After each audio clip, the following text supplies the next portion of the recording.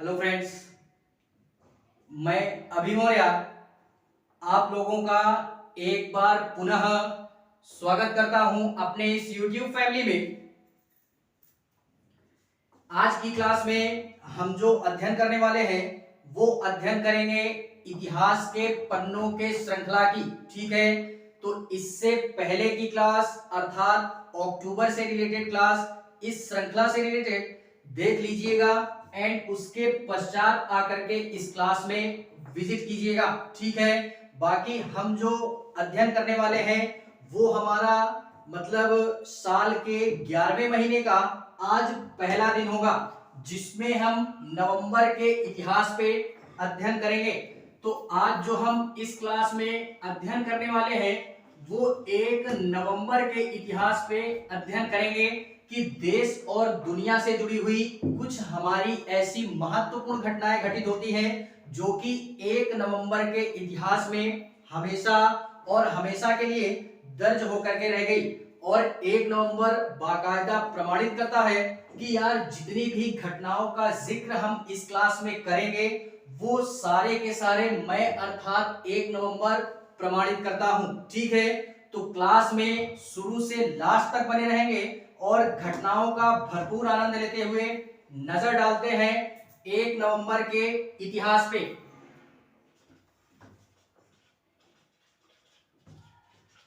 1 नवंबर वर्ष 1800 की बात करते हैं।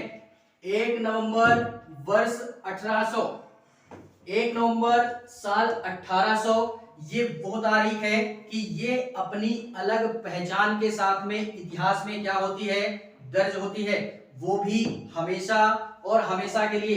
एक हमारी घटना ये होती है कि हम लोगों ने व्हाइट हाउस का नाम सुना होगा।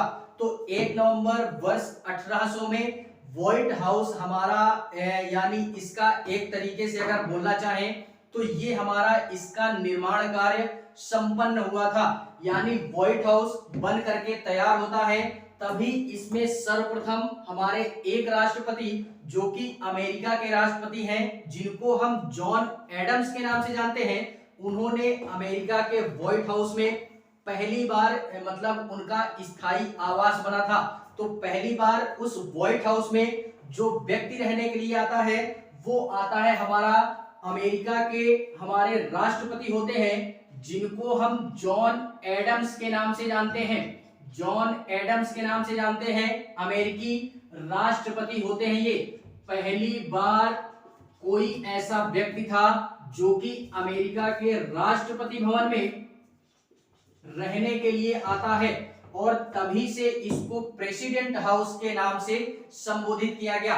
फिलहाल में इससे पहले अगर शुरुआती दौर से इस श्रृंखला की क्लास को अगर मतलब कोई भी बंदा है अगर वो मतलब कंटिन्यू कर रहा होगा तो हम लोगों ने जिक्र किया था 13 अक्टूबर वर्ष 1792 की तारीख पे।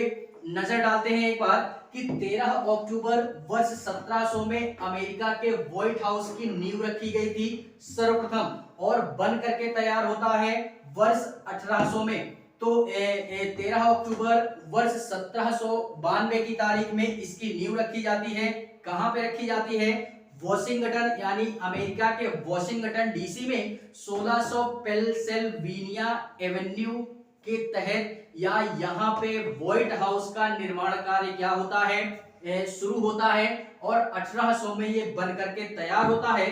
जब ये बन करके तैयार हो जाता है तभी वहां पे अमेरिका के राष्ट्रपति पहली बार जॉन एडम्स इस व्हाइट हाउस में रहने के लिए आते हैं। तभी से इसको प्रेसिडेंट हाउस के नाम से भी क्या किया गया, संबोधित किया गया।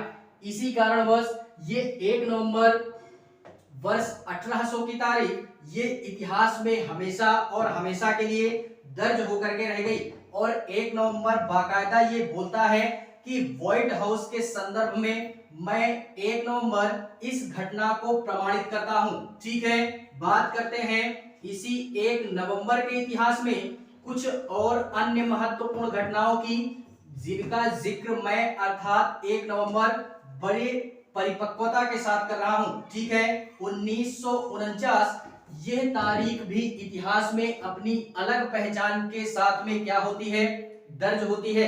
इस दिन हमारी एक महत्वपूर्ण घटना ये घटित होती है कि 1 नवंबर वर्ष 1949 में हम लोगों ने नाम सुना होगा, एक देश आता है हमारा जिसको हम लोग सोवियत संघ के नाम से जानते हैं। तो इस सोवियत संघ ने क्या किया था, यानी सोवियत संघ के द्वारा पहली बार परमाणु बम का परीक्षण किया गया था। परमाणु बम का परीक्षण किया गया, कब किया गया, 1 नवंबर वर्ष 1949 में। और इसमें ये भी बोला जाता है कि जो भी हमारे सोवियत संघ के जो वैज्ञानिक हैं उनके द्वारा ये बोला गया कि इस बम का परीक्षण करने के लिए हम लोगों ने इस विस्फोट वाले स्थान पे, यानी इस विस्फोट वाले स्थान के आसपास एक ब्रिज का निर्माण करवाया, जिससे हमको ये पता चल सके या ये जानने में मदद मिल सके कि ये जो हमारा परमाणु बम है ये कितना घातक साबित हो सकता है या इसका परिणाम क्या आता है। तो विस्फोटक वाले स्थान पे सोवियत संघ के वैज्ञानिकों ने उसके आसपास एक ब्रिज का निर्माण करवाया और ब्रिज के साथ साथ में मनुष्यों के प्रयोग में लाई जाने वाली ऐसी तमाम चीजों का निर्माण करवाया, जिससे कि जानने में मदद मिल सके कि ये बम हमारा किस प्रकार का है या इसके क्या प्रभाव हैं और क्या दुष्प्रभाव हैं। ठीक है, और इसी के पश्चात में इसको एक कोड वर्ड की भाषा भी दी गई या एक कोड वर्ड नेम भी दिया गया, जिसको हम लोग एक प्रकार से बोले तो लैंडिंग के नाम से भी जानते हैं, यानी फर्स्ट लैंडिंग के नाम से जानते हैं। ये इसका कोड लैंग्वेज था। ठीक है, तो इसको भी हमने याद रखना है। ये घटना हमारी इसी परमाणु बम के परीक्षण के संदर्भ में सोवियत संघ के इतिहास में 1 नवंबर 1949 को हमेशा और हमेशा के लिए दर्ज होकर के रह गई। बात करते हैं इसी 1 नवंबर के इतिहास में कुछ और अन्य महत्वपूर्ण घटनाओं की, जिनका जिक्र बाकायदा ये हमारा 1 नवंबर बाकायदा करता है। 1 नवंबर वर्ष 1950 की तारीख ये भी इतिहास में अपनी अलग पहचान बना करके क्या होती है, दर्ज होती है। 1950 में एक हमारी महत्वपूर्ण घटना ये घटित होती है, ये भारतीय इतिहास के संदर्भ में है, यानी भारत के इतिहास से जुड़ी हुई बेहद आवश्यक घटना है हमारी। क्या होता है कि पहली बार भाप के रेल के इंजन को तैयार किया गया। इसी कारणवश ये 1950 की घटना बेहद महत्वपूर्ण होती है। 1950 के संदर्भ में, यानी पहली बार भाप का इंजन तैयार किया गया। कहां तैयार किया गया, तो एक हमारा कारखाना पड़ता है या एक इंडस्ट्री है हमारी, जिसको हम लोग चितरंजन रेल इंडस्ट्री के नाम से भी जानते हैं। इस इंडस्ट्री में हमारे पहली बार भाप के इंजन का निर्माण शुरू होता है और बन करके तैयार भी होता है इंडिया में। ठीक है, इसी कारणवश ये घटना हमारी महत्वपूर्ण हो जाती है। और ये भी बोला जाता है कि 1971 के आसपास आकर के भाप के इंजन का निर्माण कार्य इस इंडस्ट्री के द्वारा पूर्ण रूप से बंद कर दिया जाता है और यहाँ पे डीजल वाले इंजनों का मतलब निर्माण कार्य शुरू हो जाता है। और इसी के संदर्भ में ये भी बोला जाता है कि हमारा इनका जो प्राचीन प्रमाण मिलता है, यानी भाप के इंजन का जो सबसे प्राचीन प्रमाण मिलता है वो हमारा एलेक्जेंड्रिया नामक हीरो के लेखों से प्राप्त होता है, जहां से हमको ये जानकारी प्राप्त होती है कि भाप के इंजन का निर्माण कार्य या बन करके यहाँ तैयार होता है। ठीक है, तो इस कारणवश ये हमारी घटना बेहद भारत के इतिहास में महत्वपूर्ण आयाम के साथ में दर्ज होती है। और इससे पहले एक हमारा इंजन का निर्माण कार्य और शुरू होता है, यानी जिसको हम लोग सेवियर के इंजन के नाम से भी जानते हैं। तो उसके आविष्कार के पश्चात में ये हमारा जो भाप के इंजन का निर्माण कार्य था या जो आविष्कार था, ये इसका अगला चरण था और इसको हम लोग एक नाम से और जानते हैं, जिसको हम लोग न्यूकोमेन इंजन के नाम से भी जानते हैं। इस नाम से क्यों जानते हैं? इस नाम से इस कारणवश जानते हैं कि यार इसका जो आविष्कारक है वो टॉमस न्यूकोमेन के द्वारा भाप के इंजन का निर्माण क्या किया गया, संभव हो सका। ठीक है, तो उन्हीं के नाम पे इनका यानी भाप के इंजन का नाम ये हमारा दिया जाता है न्यूकोमेन इंजन। ठीक है, तो इस कारणवश ये हमारा 1 नवंबर 1950 की तारीख ये बाकायदा भारत के इतिहास के संदर्भ में दर्ज होकर के रह गई और 1 नवंबर बाकायदा ये प्रमाणित करता है कि ये जो घटना घटित होती है इसको मैं अर्थात 1 नवंबर प्रमाणित करता हूं। ठीक है, इसी के संदर्भ में 1 नवंबर 1956 की बात करते हैं। 1956 में हमको दो घटनाएं याद रखनी है जो कि बेहद और बेहद आवश्यक है। फिलहाल में आज की इस क्लास में 3 से 4 घटनाएं हमारी ऐसी हैं जो कि भारत के इतिहास के संदर्भ में 1 नवंबर की तारीख बेहद और बेहद आवश्यक हो जाती है। ठीक है, तो इस कारणवश आज की क्लास हमारी ये इतिहास के पन्नों के श्रृंखला की ये थोड़ा सा ज्यादा इंपॉर्टेंट है, क्योंकि आज के दिन हमारी कुछ ऐसी महत्वपूर्ण घटनाएं घटित होती हैं जिनका वर्णन 1 नवंबर की तारीख में बड़े ही बेहतरीन तरीके से किया गया है। ठीक है, और 1 नवंबर बाकायदा प्रमाणित करता है कि यहाँ पे जो भी घटनाओं का अध्ययन हम कर रहे हैं वो बेहद आवश्यक है, इसलिए जानना भी हमारे लिए बेहद महत्वपूर्ण है। 1956 में एक हमारा भारत का नए राज्य की स्थापना होती है या भारत के गणराज्य में एक नए राज्य की स्थापना होती है जिसको हम लोग कर्नाटका के नाम से जानते हैं। इससे पहले यानी 1956 के पश्चात में कर्नाटका राज्य हमारा इंडिया के अंतर्गत शामिल नहीं किया जाता था, लेकिन 1956 में कर्नाटका राज्य की क्या होती है, स्थापना होती है, जिसकी राजधानी हमारी क्या है, बेंगलुरु है। इसकी राजधानी बेंगलुरु है। ठीक है, तो कर्नाटका राज्य की स्थापना होती है और इसको प्राचीन समय में हमारा कर्नाटका नहीं बोला जाता था, इसको हम लोग मैसूर के राज्य के तौर पे भी प्राचीन समय में संबोधित करते थे, लेकिन आज हम लोग वर्तमान में इसको कर्नाटका के नाम से भी जानते हैं। ठीक है, और कर्नाटका का जो भी हमारा या इस राज्य का हमारा भारतीय शास्त्रीय संगीत में बेहद ही इस राज्य का योगदान रहा है। ये शास्त्रीय संगीतों में जैसे हमारा कर्नाटका के संगीत हो गए या हिंदुस्तानी संगीत हो गए, तो इन दोनों ही आयामों में कर्नाटका राज्य का बेहद ही महत्वपूर्ण योगदान रहा शास्त्रीय संगीतों में। ठीक है, तो इस कारणवश ये कर्नाटका के संदर्भ में 1956 की तारीख हमने याद रखनी है कि कर्नाटका राज्य की स्थापना कब होती है इंडिया के अंतर्गत, और इंडिया में इसको नए राज्य का दर्जा 1956 में प्राप्त हो जाता है। एंड इसी के पश्चात में इसी 1956 के संदर्भ में एक घटना और याद रखनी है कि केरला राज्य की स्थापना होती है। किसकी?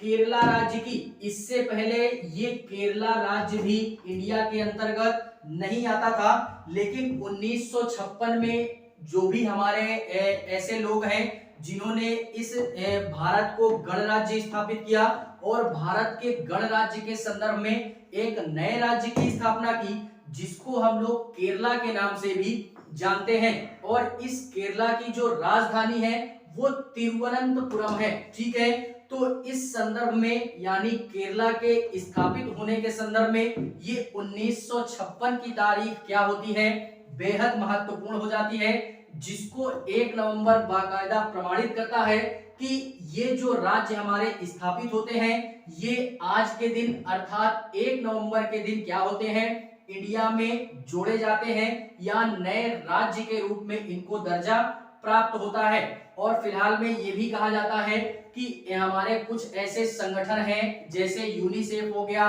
WHO हो गया, इनके द्वारा मान्यता प्राप्त ये है कि विश्व के प्रथम शिशु सौहार्द देशों में केरला की गिनती हमारे की जाती है। तो इस तथ्य को भी हमने क्या करना है, पकड़ करके रखना है।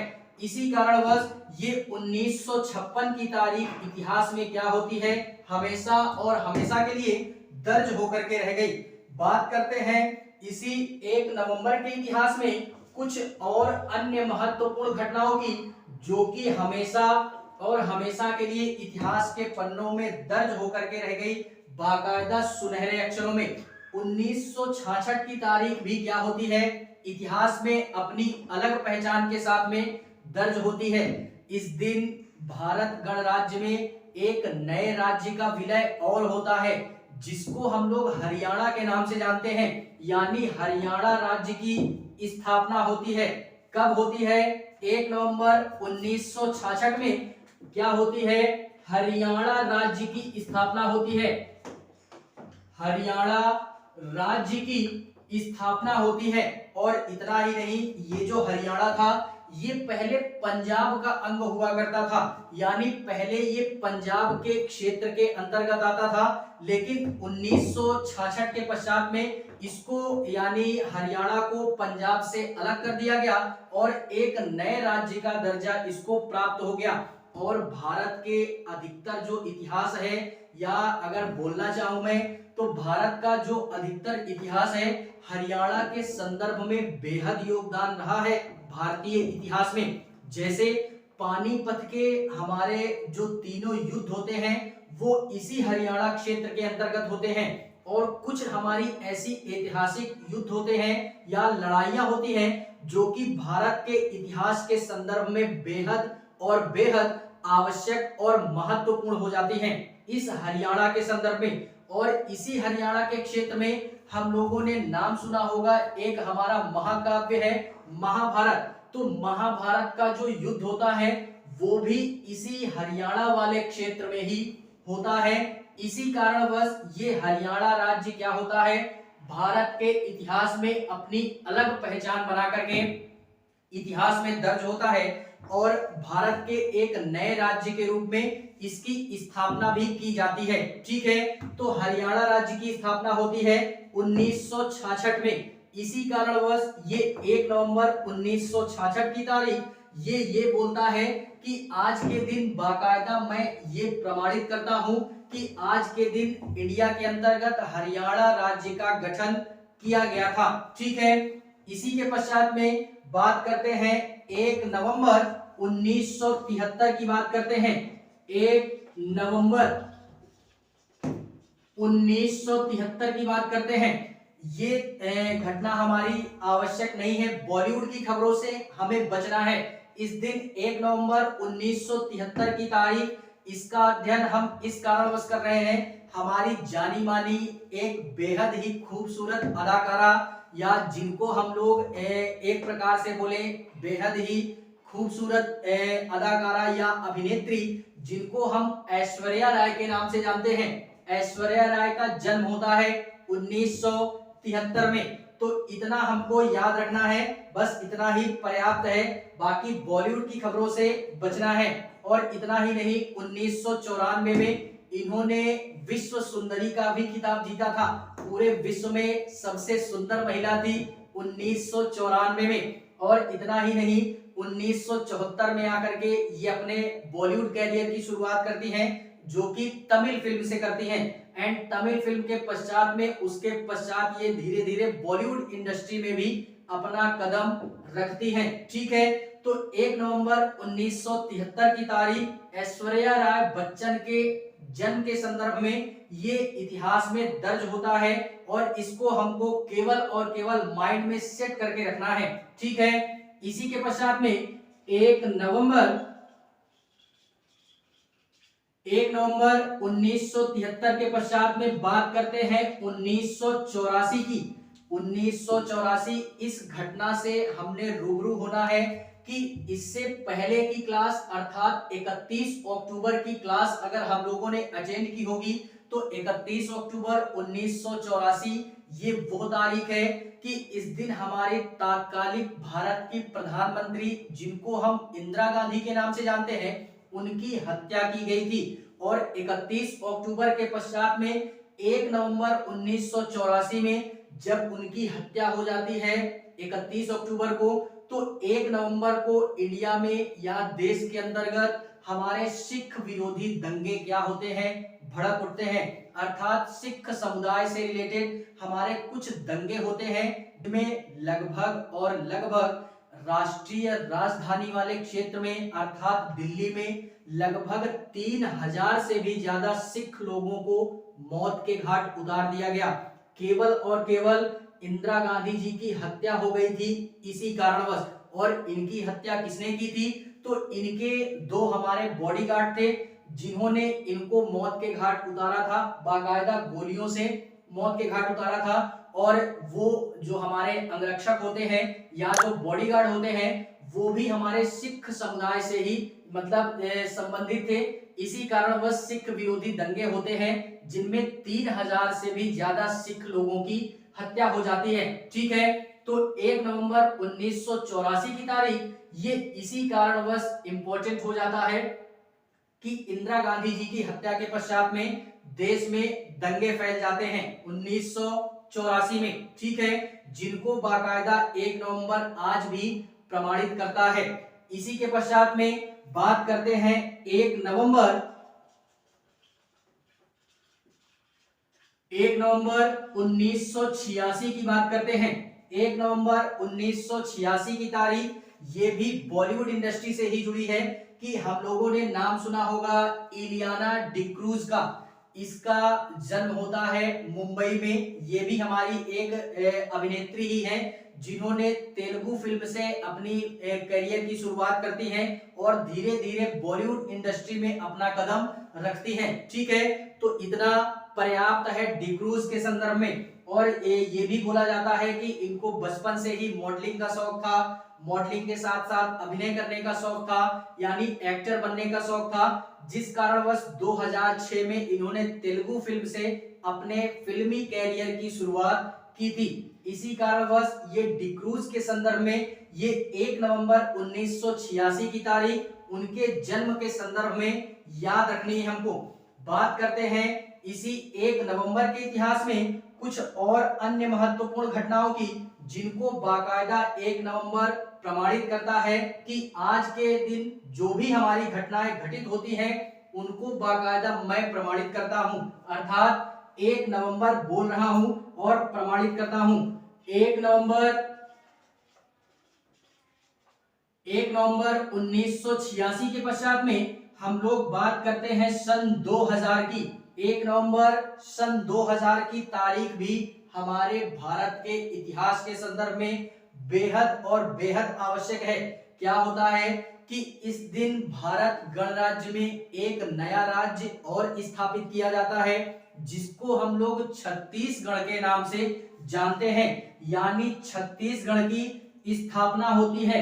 भारत के संघ क्षेत्र में छत्तीसगढ़ राज्य की स्थापना होती है जिसकी राजधानी रायपुर है हमारी। ठीक है, तो इस छत्तीसगढ़ के स्थापित होने के संदर्भ में ये 1 नवंबर सन 2000 की तारीख भारत के इतिहास में बेहद और बेहद आवश्यक हो जाती है, जिसको 1 नवंबर सन 2000 ये प्रमाणित करता है कि आज के दिन इंडिया के अंतर्गत भारत का 26वां राज्य जिसको हम लोग छत्तीसगढ़ के नाम से जानते हैं उसकी स्थापना होती है। और इतना ही नहीं, इस छत्तीसगढ़ के संदर्भ में ये बोला जाता है कि किसी जमाने में इस छत्तीसगढ़ में इस राज्य में हमारे 36 गढ़ हुआ करते थे।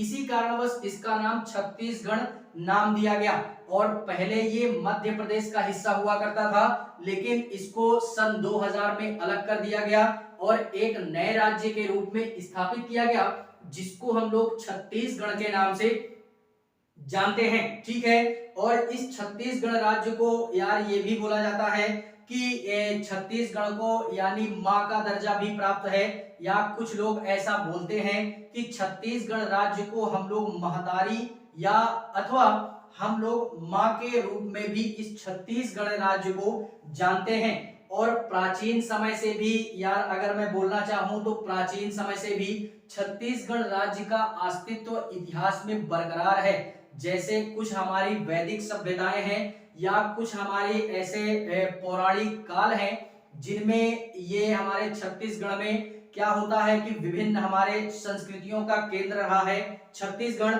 इस कारणवश प्राचीन समय से छत्तीसगढ़ राज्य का बेहद और बेहद महत्वपूर्ण योगदान या इसके संदर्भ में ऐसा बोला जाता है। ठीक है, और इतना ही नहीं, जो भी हमारे इस राज्य से प्राचीन जो भी हमारे इमारतें प्राप्त होती हैं पुरातत्वविदों को, और जो भी हमारे मंदिरों के साक्ष्य प्राप्त होते हैं पुरातत्वविदों को इस छत्तीसगढ़ राज्य से, उनसे बाकायदा हमको ये प्रमाण प्राप्त होता है कि इस समय प्राचीन काल में इस छत्तीसगढ़ राज्य में जो भी हमारे धर्म रहे होंगे, जैसे मंदिरों का साक्ष्य प्राप्त हुआ, तो हमको ये अनुमानित हुआ या पुरातत्वविदों को ये अनुमानित हुआ कि यहाँ पे वैष्णव धर्म की संस्कृतियां, शैव धर्म की संस्कृतियां, शाक्त धर्म की संस्कृतियां, बौद्ध धर्म की संस्कृतियां, इनके प्रभावों का काल रहा हमारा छत्तीसगढ़। ठीक है, तो इस प्रकार से छत्तीसगढ़ के संदर्भ में कई सारे ऐसे प्राचीन प्रमाण प्राप्त होते हैं,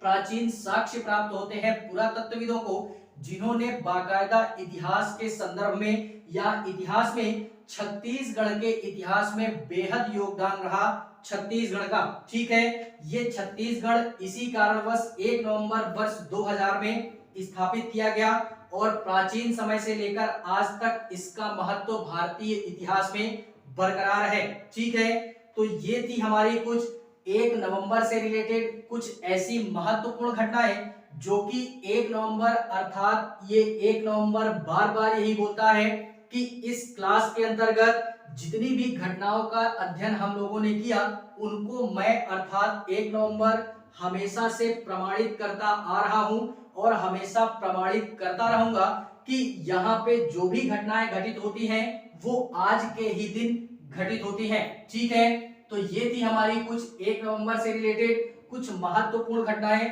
जो कि भारतीय इतिहास में या देश और दुनिया के इतिहास में हमेशा और हमेशा के लिए दर्ज होकर के रह गई। ठीक है, तो फिलहाल में आज के लिए बस इतना ही। क्लास अगर अच्छी लगे तो लाइक करें, कमेंट करें और चैनल को सब्सक्राइब जरूर करें। बाकी मिलते हैं इसी इतिहास के पन्नों की श्रृंखला में किसी नए दिन के इतिहास पे, अर्थात 2 नवंबर के इतिहास पे। तब तक के लिए जय हिंद।